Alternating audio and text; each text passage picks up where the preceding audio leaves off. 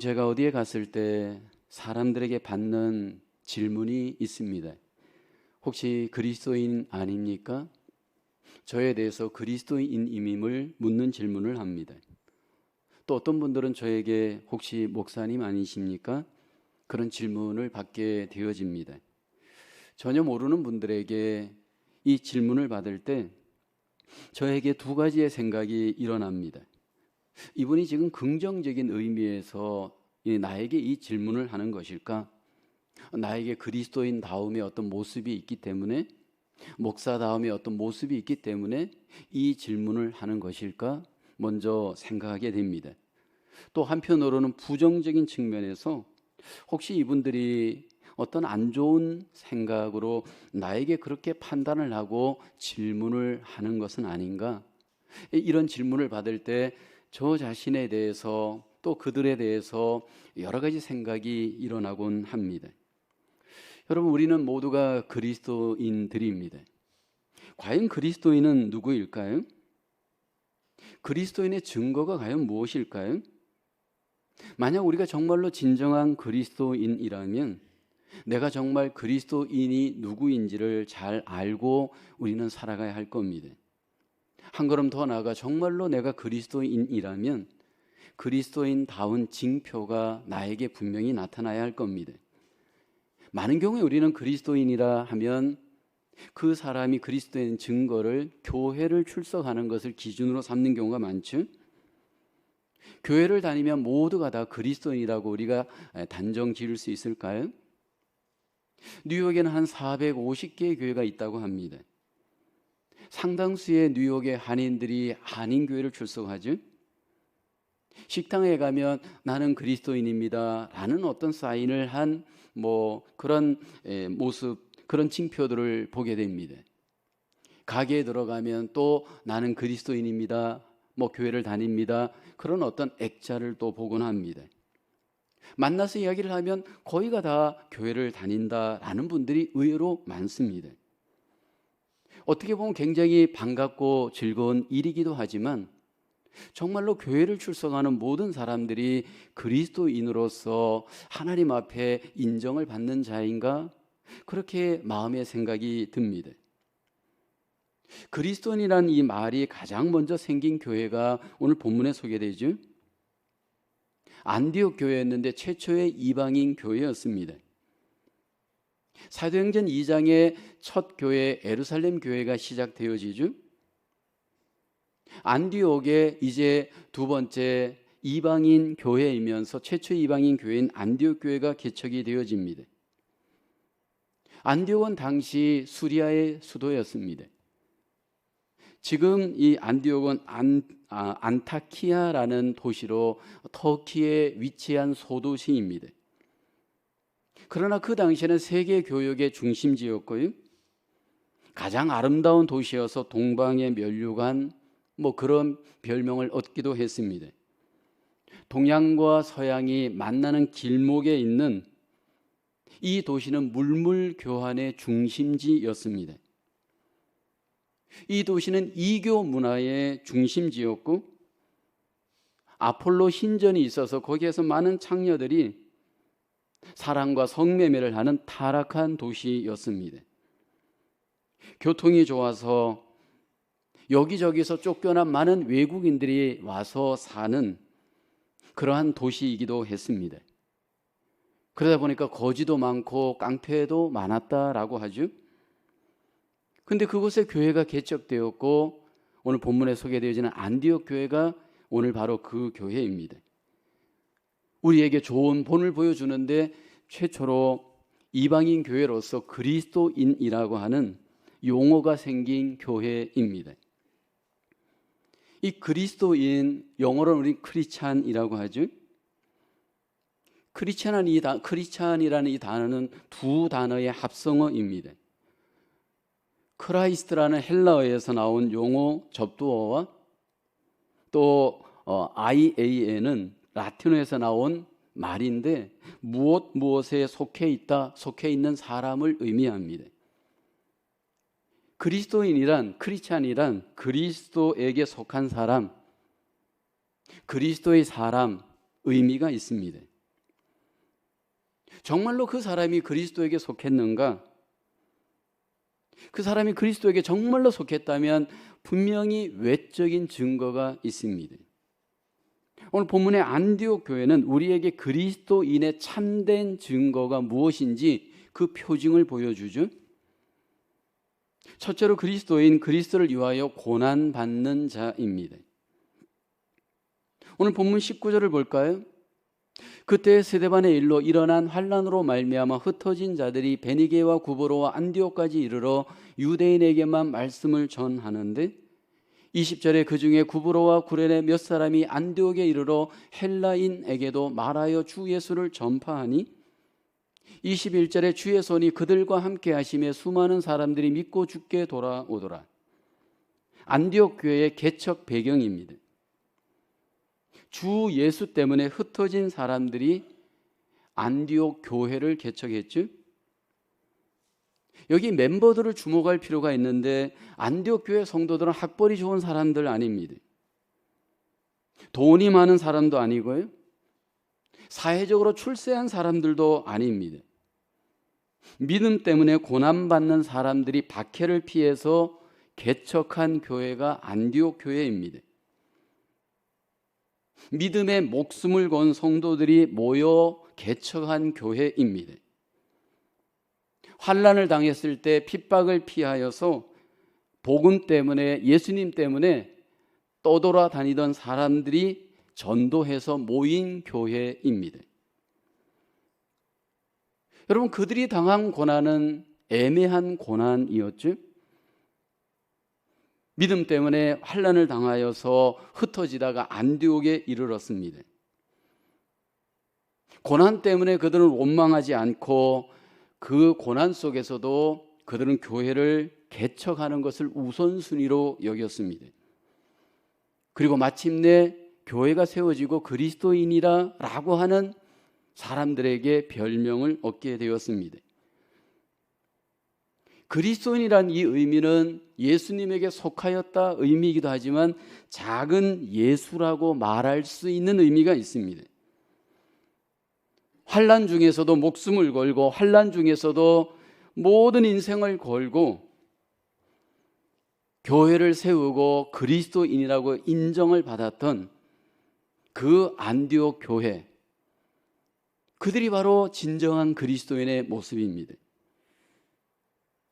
한국의 TV 중에 산이라고 하는 프로그램이 있습니다.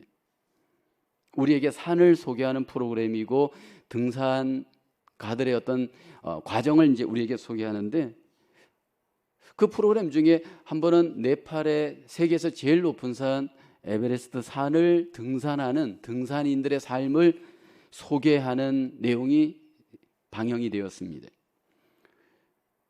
그 높은 정상을 도전하다가 동료들이 목숨을 잃기도 합니다. 또 본인은 그 산을 추위 속에 오르다 보니까 동상이 걸려서 잘라내기도 합니다. 높은 산에 오르다 보니까 고산병이라고 하는 병을 앓게 됩니다. 이 고산병을 앓게 되어지면 먹지도 못하고 어지러워지고 완전히 모든 삶이 마비가 됩니다. 그렇게 죽음을 겪으면서, 고난을 겪으면서 포기하지 않고 등산가들은 산을 오릅니다. 왜 목숨을 버리기까지 하면서 산을 오를까요? 그 산을 오르지 않는 사람들, 등산가 아닌 입장에서는 굉장히 그 부분에 대해서 의문이 들죠. 그래서 그분들한테 질문을 합니다. 왜 등산을 합니까? 그러면 그분들은 이렇게 대답합니다. 그곳에 산이 있기 때문입니다. 고난의 대가를 충분히 지불하지만, 그러나 그곳에 산이 있기 때문에 또 도전하고 또 오르고 또 산에 갑니다. 진정한 등산인 산악인은 바로 산과 함께 고난받는 자이죠. 누가 진짜 그리스도인일까요? 누가 정말 진정한 하나님께 영광을 돌리는 그리스도인의 모습일까요? 예수 그리스도와 함께 고난받는 사람입니다. 여러분, 예수님과 함께 고난받는다, 이 의미는 무엇일까요? 지금 예수님은 우리 눈으로 볼 수가 없잖아요. 눈에 보이지 않는 예수님을 내가 위하여 고난을 받는 삶, 그 구체적인 삶이 과연 무엇일까요? 그 구체적인 고난은 과연 무엇일까요? 예수 그리스도의 몸된 교회를 위해서 고난받는 삶이 예수님을 위해 고난받는 삶과 똑같음을 바울은 이야기하죠. 골로새서 1장 24절을 보면 나는 이제 너희를 위하여 받는 괴로움을 기뻐하고 그리스도의 남은 고난을 그의 몸된 교회를 위하여 내 육체에 채우노라. 예수 그리스도를 위해서 고난받는 사도 바울, 그 구체적인 고난받음의 행동은 교회를 위해서 그는 고난받는 것으로 이해하죠. 교회와 예수님이 둘이 아니고 하나입니다. 왜요? 예수님의 몸된 교회가 예수님의 몸이기 때문입니다. 그래서 사도 바울은 교회를 위해서 목숨을 걸죠. 아니, 교회를 위해서 고난받는 것을 즐거워하고 교회를 위해서 고난받는 것을 항상 소원하였습니다. 교회를 위해서 고난받으면서 엄청난 대가를 지불하잖아요. 그 삶이 그에게 있어서 너무나도 마땅한 삶이기에 그는 그것을 포기하지 않고 계속하여서 하나님 앞에 삶을 삽니다. 여러분, 교회를 위해서 고난받다 보면 상처를 받죠? 마치 등산가가 산을 오르다가 상처받는 것처럼 교회를 위해서 고난받다 보면 필수적으로 상처가 옵니다. 근데 여러분, 상처 때문에 절대로 물러나지 않죠? 베드로전서 4장 16절에 보면 만일 그리스도인으로 고난을 받으면 부끄러워하지 말고 도리어 그 이름으로 하나님께 영광을 돌리라. 전쟁에 나가서 싸움을 하는 군인들이 반드시 부상을 입을 수 있습니다. 여러분, 열심히 싸우다가 부상이 있는 일이 부끄러운 일인가요? 전쟁에서 열심히 싸우다가 부상당한 사람들을 나라에서는 인정하고 그에게 상을 줍니다. 왜요? 영광의 상처이기 때문입니다. 근데 전쟁을 나갔다가 고난받는 것이 두려워서 도망치는 만약 그런 병사들이 있다면 그는 불명예의 낙인이 찍히고 처벌을 받기도 합니다. 이 땅에서 주와 함께 고난받는 인생이 우리에게 주님 앞에 섰을 때 상이 되고 기쁨이 되고 우리에게 영광이 되어질 줄로 믿습니다. 주를 위해서 고난받을 때 주님께서 우리를 어떻게 도우실까요? 오늘 본문의 안디옥 교회를 보면 주님의 손이 안디옥 교회와 함께 하였습니다. 그 주님의 손은 고난받으신 손입니다. 십자가에 고난받으신 창 찔리시고 피 흘리신 그 손이 주를 위해서 고난받는 성도들과 함께해 주시는 줄로 믿습니다. 주님의 그 손이 함께해 줄 때 우리에게 놀라운 능력이 나타나기 시작을 합니다. 비록 힘들고 어렵지만 주의 손이 우리를 도와서 고난 중에도 영광을 하나님께 돌릴 수 있도록 열매를 맺게 해 주시는 줄로 믿습니다. 여러분, 그리스도인들은 주님과 함께 고난받는 자인 줄로 믿습니다. 내 삶 속에 그리스도의 아름다운 고난의 흔적이 내 몸에 내 삶에 다시 한번 회복되어지기를 주님의 이름으로 축원합니다. 두 번째로 그리스도의 신령한 증거가 나타나는 사람입니다. 오늘 사도행전 11장 23절을 볼까요? 그가 이르러 하나님의 은혜를 보고 기뻐하여 모든 사람에게 굳건한 마음으로 주와 함께 머물러 있으라 고나니. 안디옥 교회 유명한 한 사람이 소개되죠. 바나바입니다. 예루살렘 교회에서 안디옥 교회가 부흥하고 성장하니까 한 사람을 보내게 되어집니다. 바나바였습니다. 바나바는 신령한 증거가 있었던 사람입니다. 굳은 마음으로 주와 함께 머물러 있으십시오. 그들을 잘 권면하고 가르칩니다. 안디옥 교회 이 바나바 신령한 한 사람의 역할이 얼마나 컸는지 사도행전 11장 24절은 이렇게 말씀을 하죠. 바나바는 착한 사람이여 성령과 믿음이 충만한 사람이라 그 뒤에 보십시오. 이에 큰 무리가 죽게 더하여 지더라. 바나바의 영향력, 한 사람의 영향력이 교회에 엄청난 영향력을 미쳤지. 진정한 그리스도인이었던 바나바를 통해 먼저 배우는 것은 그는 신령한 안목을 갖고 있는 사람이었습니다. 23절에 보면 그가 이르러 하나님의 은혜를 보고라고 하죠. 기뻐하여 모든 사람에게 굳건한 마음으로 주와 함께 머물러 있으라 곤하니 말씀을 합니다. 바나바를 보게 되어지면 은혜를 보고 기뻐하는 사람입니다. 여러분, 신령한 사람에게는 신령한 안목이 있습니다. 공부도 그렇고 운동도 그렇고 음악도 그렇고 이 안목에서부터 모든 것이 출발을 합니다. 영적인 안목이 열려서 영적인 것들을 분별할 수 있는 그 눈, 이것이 신령한 그리스도인의 우선적 특징입니다. 그로 인해서 삶에도 신령한 징표들이 나타나죠. 진정한 그리스도인들은 신령한 징표들이 내 삶 속에 반드시 나타납니다.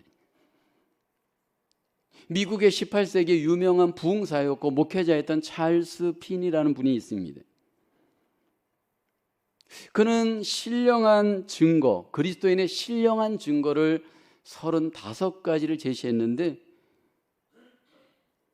그 중에 제가 11가지만 여러분에게 소개합니다. 첫째, 하나님께 대한 무조건적이고 철저한 신뢰심이 강력하게 나타난다. 둘째, 세속적인 생활에서 손을 끊는다면 은혜 안에 있는 증거이다. 셋째, 죄에 대한 유혹을 덜 받는 것이 은혜 안에 있는 증거이다. 넷째, 하나님의 영광을 위하여 열심의 강도가 더해지고 확고함이 깊어가는 것이 증거이다. 다섯째, 생활의 모든 행동에 있어서 자아의식과 자신을 중요하게 여기는 마음이 적어지는 것이 그 증거이다. 여섯째, 내 입술에서 아첨이나 남을 정죄하는 말이 사라져버리면 은혜 안에 있는 증거이다. 일곱 번째, 고난 중에 마음의 평정을 잃지 않는 것이 은혜 안의 증거이다. 여덟 번째, 원한을 품기보다 용서하는 능력을 소유하고 해를 입는 것에 대하여 보복하는 마음이 사라진다면 은혜 안에 있는 증거이다.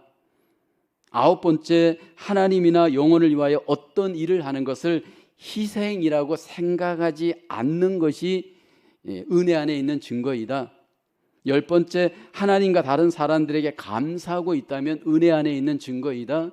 11번째, 하나님에 대해 복종하고 있다면 은혜 안에 있는 증거이다. 그 중에서 가장 신령한 증거를 대표적으로 하나를 꼽으라고 한다면 이것입니다. 그게 뭘까요? 내가 정말 신령한가 아닌가, 진정한 그리스도인인가 아닌가, 여러분, 우리에게 가장 핵심적으로 나타나야 될 열매 하나가 있습니다. 그것이 바로 이것입니다. 야고보서 3장 2절에 우리에게 말씀하죠. 함께 고백해 볼까요? 시작. 우리가 다 실수가 많으니 만일 말에 실수가 없는 자라면 곧 온전한 사람이라 능히 온 몸도 굴레 씌우리라. 정말 이 사람이 신령한 그리스도인이라면 신령한 말의 능력이 반드시 나타나야 됩니다. 신령한 말의 능력은, 여러분, 이것은 우리의 신령함의 가장 핵심적인 증거입니다.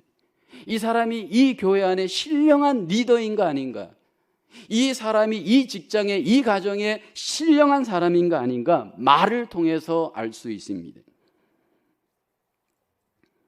믿음 생활하면서 가장 변화가 나타나기 힘든 우리의 지체 중에 하나가 있다면 입술입니다. 왜요?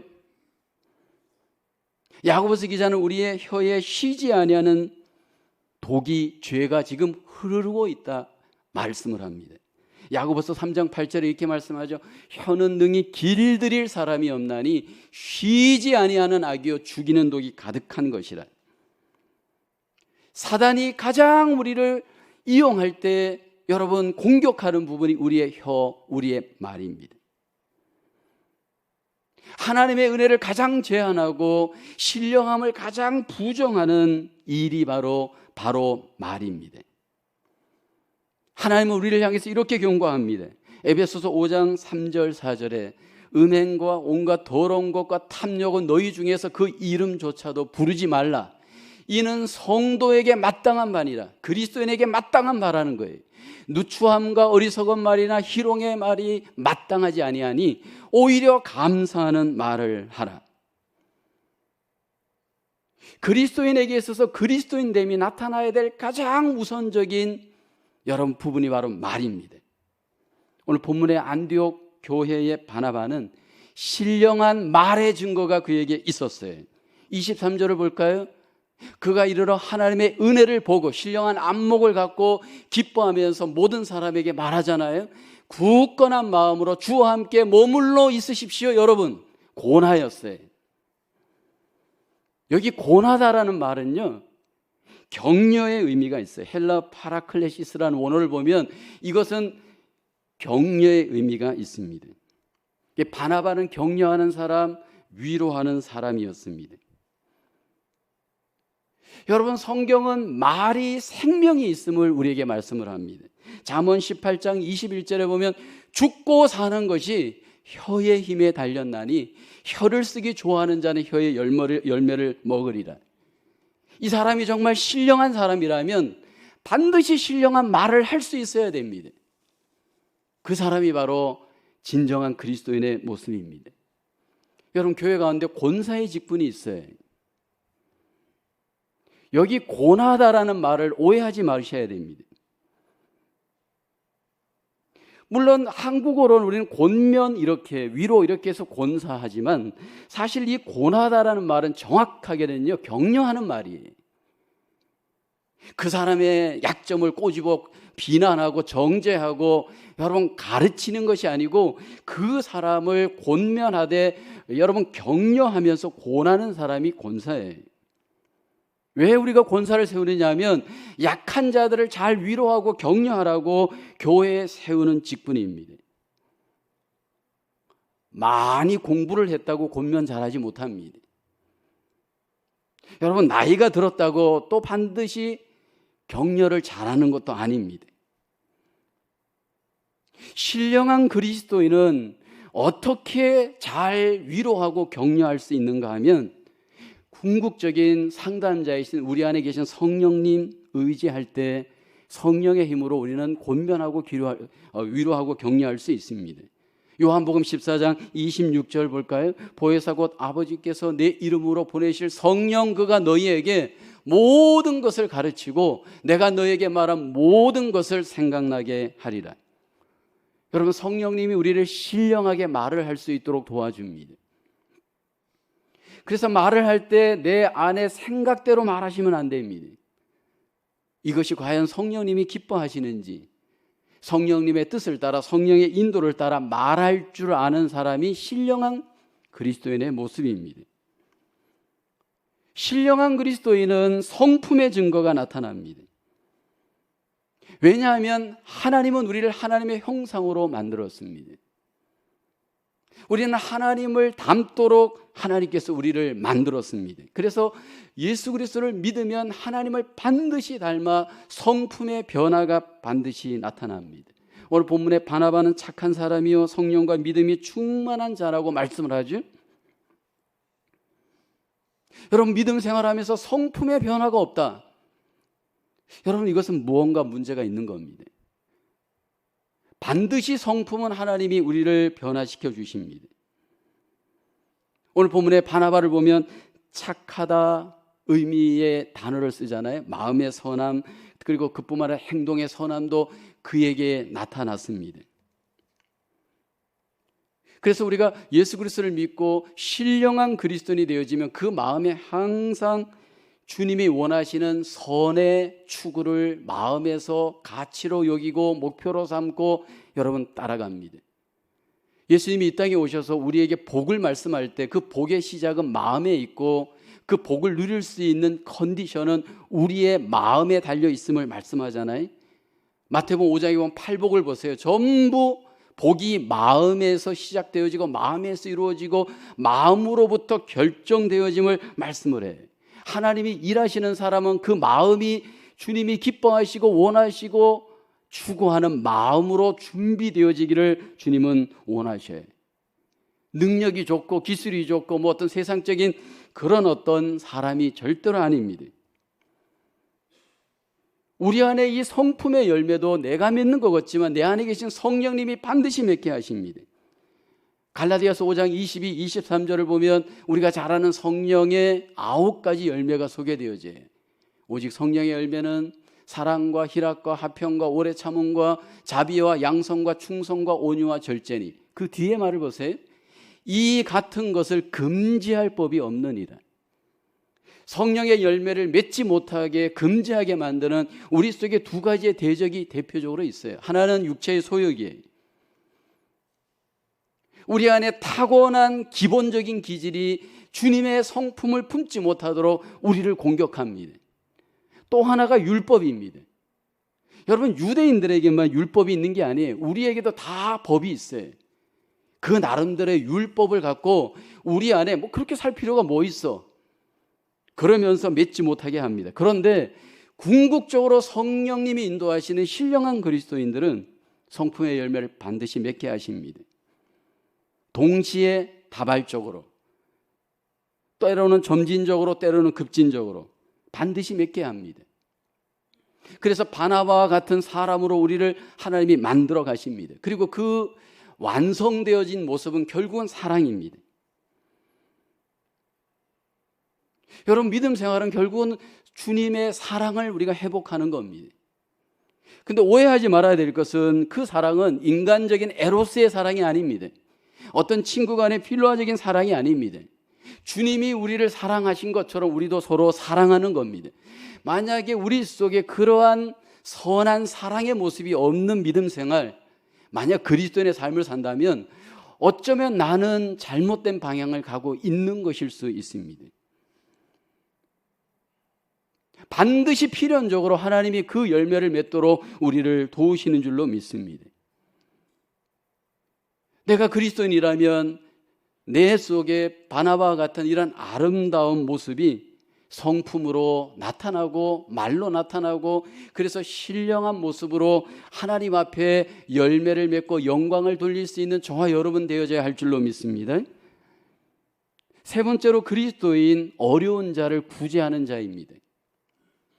오늘 본문 사도행전 11장 28, 30절을 보면 그 중에 아가보라 하는 한 사람이 일어나 성령으로 말하되 천하의 큰 흉년이 들리라 하더니 글라우디오 때에 그렇게 되니라. 29절을 보면 제자들이 각각 그 힘대로 유대에 사는 형제들에게 부조를 보내기로 작정하고, 30절을 보면 이를 실행하여 바나바와 사울의 손으로 장로들에게 보내니라. 안디옥 교회는 외적으로 구제하는 교회였습니다. 굉장한 가뭄이 들어서 유대에 큰 흉년이 들었죠. 유대인들이 그 흉년으로 어려움을 겪게 되었습니다. 근데 이방인이었던 이 안디옥 교회가 자발적으로 헌금을 해서 구제금을 보내게 되죠. 여러분, 사도행전을 보다 보면 놀라운 증거가 그리스도인들에게 나타납니다. 예루살렘 교회가 성령으로 충만했을 때 대표적으로 나타났던 외적 모습이 구제였잖아요. 자기들에게 있는 모든 재산을 팔아서 구제했잖아요. 근데 오늘 본문의 이방인 교회였던 안디옥 교회도 여러분 이것이 자발적으로 열매로 나타납니다. 이미 예수님은 우리에게 우리가 이 세상에서 선한 행실로 반드시 이 땅에 영향력을 미치는 자가 되어야 함을 말씀을 합니다. 마태복음 5장 16절을 보게 되면 이같이 너희 빛이 사람 앞에 빛이 가요 너희 착한 행실을 보고 하늘에 계신 너희 아버지께 영광을 돌리게 하라. 그 착한 행실의 핵심이 바로 구제예요. 그 교회가 그리스도에게 속한 교회라면 구제는 선택이 아니고 필수예요. 그 개인이 그리스도에게 속하였다면 여러분 구제는 선택이 아니고 반드시 나타나야 될 하나님의 뜻입니다. 어떻게 구제해야 할까요? 여러분, 이 구제가 정말 또 바르게 잘 해야 합니다. 마태복음 6장 1절을 보면 사람에게 보이려고 그들 앞에서 너희 의를 행하지 않도록 주의하라. 그리하지 아니하면 하늘에 계신 너희 아버지께 상을 받지 못하느니라. 내 의를 드러내는 구제는 굉장히 위험합니다. 유대인들이 구제를 했는데 주님이 책망한 이유 중에 하나는 자기 의를 드러내는 구제였기 때문입니다. 철저히 구제는 내가 나를 기억하지 못할 만큼 의식하지 말고 의식 없이 구제할 것을 강조합니다. 마태복음 6장 3절에 보면 너는 구제할 때 오른손이 하는 것을 왼손이 모르게 하여. 여러분, 나의 오른손이 하는 것을 어떻게 왼손이 모를 수 있나요? 그만큼 너 자신도 기억할 수 없을 정도로 공로의식이 없도록, 자기의가 없도록 은밀하게 구제하라는 겁니다. 그래서 우리가 함께 구제를 할 때 자꾸 내 개인적으로 찾아다니면서 구제하는 것은 굉장히 위험합니다. 저는 그것을 절대로 말립니다. 나중에 보면 그 관계가 굉장히 힘든 관계가 되어집니다. 교회가 구제하도록 우리는 구제의 길을 가져야 됩니다. 물론 뭐 음식을 나눠 먹고 옷을 뭐 나눠 입고 이 정도는 관계없지만 정말 구제를 할 때 보면 내가 누군가를 구제하고 싶다면 교회에 헌금하시면 됩니다. 목적을 갖고 헌금을 하게 되면 그 목적으로 교회는 또 집행해야 되겠고 그분한테 알려줘야 되겠죠. 그러면서 그 개인이 드러나지 않도록 해야 됩니다. 그래야 피차의 그 관계가 사실 자유의 관계가 될 수 있습니다.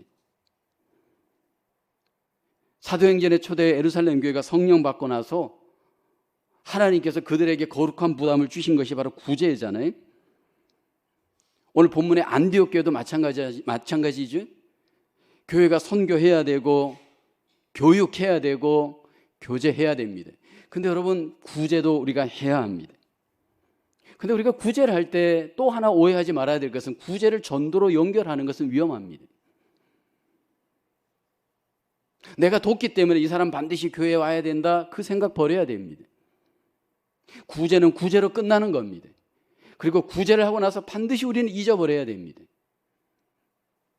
철저히 하나님만 기억하고 하나님께만 영광이 되어야 됩니다.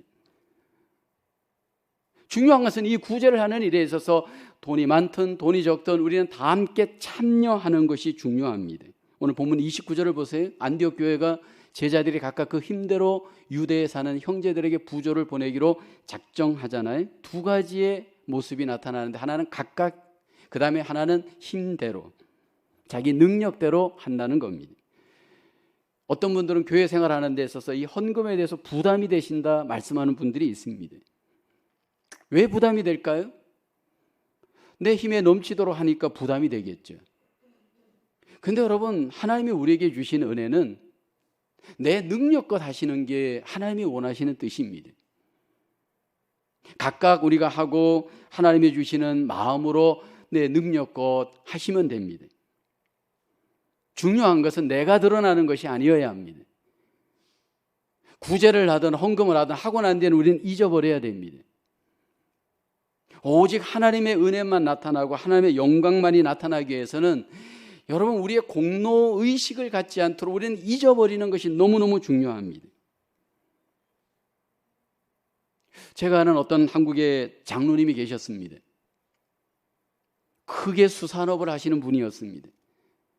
배도 여러 척이었고 또 그 수산물로 가공 공장을 하기도 하셨습니다.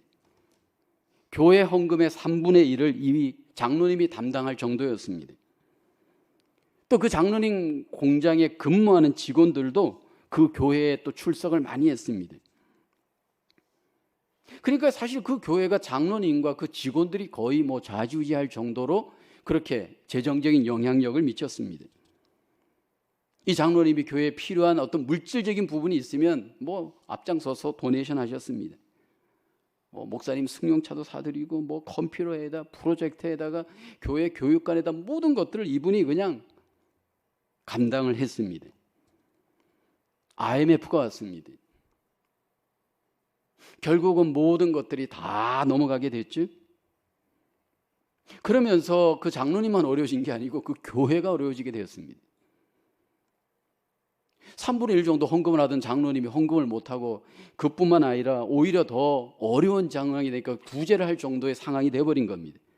그런데 문제는 그 장로님과 그 장로님께 속해 있던 직원들이 결국은 모든 것들이 위축이 되니까 믿음도 위축되고 삶도 위축되고 그러다 보니까 교회 생활을 제대로 못하였습니다. 여러분, 우리의 믿음 생활이 만약 물질에 딱 매이게 되어지면 물질의 종로로 탑니다. 헌금을 하되 우리가 믿음으로 해야 되고 정말 자유함으로 해야지, 이게 잘못된 동기로 하고 조금이라도 자기를 과시하게 되어지면 분명히 이것은 해가 되어집니다. 그러나 분명한 것은 교회가 작든 크든 규모와 관계없이 구제는 반드시 해야 합니다. 안디옥 교회는 개척한 지 얼마 안 되는 교회였습니다. 그럼에도 불구하고 구제에 대해서 그들은 하나님 앞에 여기 순종하고 헌신했죠. 저는 우리 교회가 구제에 대해서 우리가 좀 더 집중을 하고 헌신을 해야 될 사명이 있는 것 같습니다. 우리가 한 달에 5주가 되는 주일은 사랑의 주일로 정하여 나오는 헌금을 전부 구제금으로 사용합니다. 아마 여러분들은 누구에게 사용되는지 전혀 모를 겁니다. 왜냐하면 우리가 다 무명으로 전부 이렇게 은밀하게 하기 때문이죠. 그런데 좀 우리가 이 부분에 대해서 더 참여가 필요합니다. 많이 하는 것이 아니고 참여하는 것이 중요합니다. 내 능력 안에서. 안에 있는 분들 우선 돕고 또 밖에 있는 분들도 우리는 도와야 됩니다. 때로 이렇게 얼마 안 되는 것 같은 액수가 그분들한테 전달될 때 저는 그분들의 반응을 보게 되잖아요. 거의 저나 안수 집사님들이 전달하는데 그분들 마음속에 엄청난 힘이 되는 것을 제가 경험을 합니다. 여러분, 우리가 그리스도인이라면 나를 넘어서는 훈련을 해야 됩니다. 이웃을 생각해야 되고 어려운 자들을 돌보는 일을 우리가 함께 감당하는 자, 하나님이 기뻐하는 그리스도인의 모습인 줄로 믿습니다. 그리스도인은 누구입니까? 여러분, 이 시대에 주님께서 진정한 그리스도인을 찾고 계시고 또 주님께서 인정하기를 기뻐하십니다. 구약에 보면 소돔과 고모라 성이 무너지잖아요. 의인 10명이 있었다면 멸망하지 않을 성이었습니다. 그런데 그 숫자가 없었죠. 얼마나 많이 교회가 모이느냐, 우리는 그것이 관심이지만 주님이 원하는 것은 너 정말 진정한 그리스도인이냐? 우리에게 질문하실 겁니다. 저와 여러분들이 진정한 그리스도인으로 하나님 앞에 승리한다면 여러분, 그것이 하나님께 영광이 되어질 줄로 믿습니다. 진정한 그리스도인은 주님과 함께 고난받는 자입니다. 주님의 신령한 증거가 나타나는 자입니다. 주님의 이름으로 이웃을 돕고 구제할 수 있는 자입니다. 오늘 나를 통해서, 우리를 통해서 신령한 그리스도인으로, 진정한 그리스도인으로 하나님 앞에 회복되어져 안디옥 교회처럼 우리 모두가 영향력을 미치는 하나님의 귀한 백성으로 우리 모두가 승리할 수 있으시기를 주님의 이름으로 축복합니다. 하나님 아버지, 은혜와 사랑을 감사합니다. 우리를 구원하시고 하나님의 교회에 이루게 하시고 하나님의 나라를 세워가게 하심을 감사합니다. 안디옥 교회처럼 하나님 앞에 인정받는 신령한 그리스도인, 진정한 그리스도인으로 하나님의 교회 공동체가 하나님 앞에 세워져 가게 도와주시옵소서. 하나님, 2022년 이제 얼마 남지 않은 시간 동안 다시 한번 우리의 마음을 주께 집중하여 믿음으로 하나님이 기뻐하시는 진정한 그리스도인의 삶과 길을 걸어갈 수 있도록 하나님 우리를 인도하여 주시옵소서. 예수님의 이름으로 기도하옵나이다. 아멘.